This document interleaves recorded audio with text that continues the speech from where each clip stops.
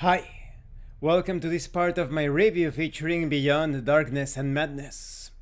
If you haven't seen the other parts of my review featuring this Game Master's Guide for Kult Divinity Lost, please check out the playlist in the description below.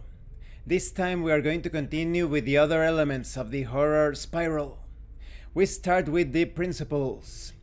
While the agendas represent the conversation's ultimate goal, again incorrect, the role-playing game session's ultimate goal, the principles serve as the pathways for reaching that objective.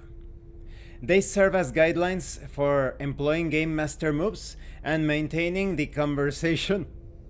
This is so incorrect.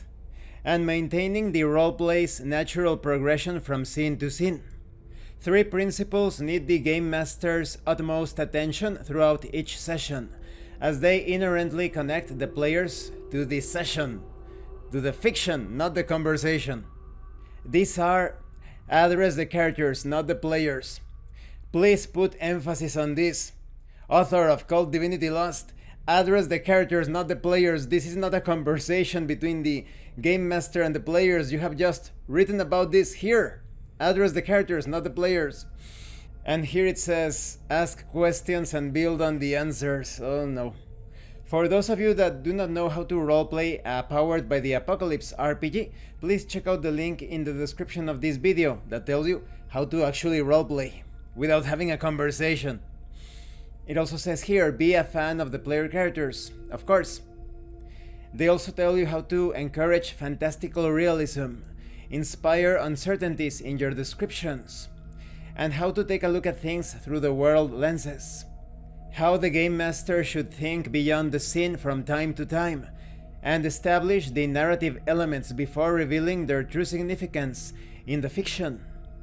Perhaps closing up and focusing on one aspect of the narrative, drawing the participants' attention to it.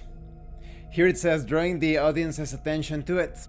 This is not a movie. This is about living the experience within the fictional context. You also have information on how to create new pathways. Because horror adventures and scenarios are divergent in themes and tone, offering numerous approaches works best. There are also details on the game master moves, how to fail forward, that is, as the player characters interact with the world. It's all about keeping the fiction flowing, encouraging players to try things out through their player characters, because they know that the adventure, because it says here the conversation, the scenario, whatever you want to call it, except a conversation within the fiction, you want this scenario, this adventure, the flow of the roleplay, to keep on moving in interesting directions. So rather it is a reframing of the entire thing, according to the choices of the player characters, their actions and reactions. And this concludes this part of the review. In the next part we are going to talk about other elements such as the hierarchy of horror. Now don't get me wrong, this book is good. I will give you my final thoughts, of course, later on in a future part, but the bits about the conversation and storytelling, it reveals a lot about the lack of understanding what a tabletop role-playing game is. You are not telling a story about the characters, you are actually living the lives of the characters within the fiction.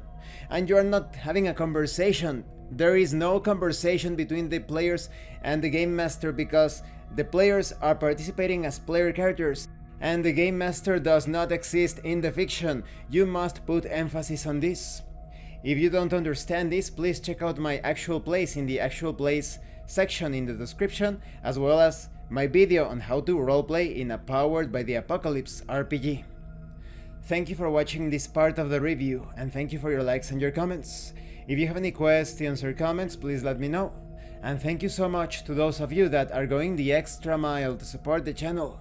If anyone else wishes to further support the channel, the information on how to do that will be in the description below. And remember, it is better to roleplay and fail in character than not to roleplay and fail as a player. Once again, thank you, and see you later.